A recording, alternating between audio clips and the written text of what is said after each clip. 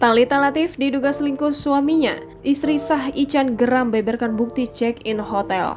Artis Thalita Latief tengah jadi sorotan setelah beredar kabar dugaan perselingkuhan. Tudingan Thalita Latief pelakor pertama kali muncul dari akun Instagram @playitsafebaby pada 18 Oktober 2021 lalu.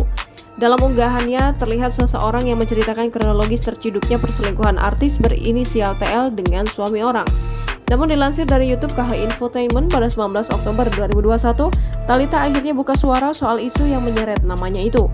Ibu Ravelo itu mengaku awalnya tak tahu apa-apa hingga serangan netizen muncul dan teman-temannya pun mendadak memberi dukungan.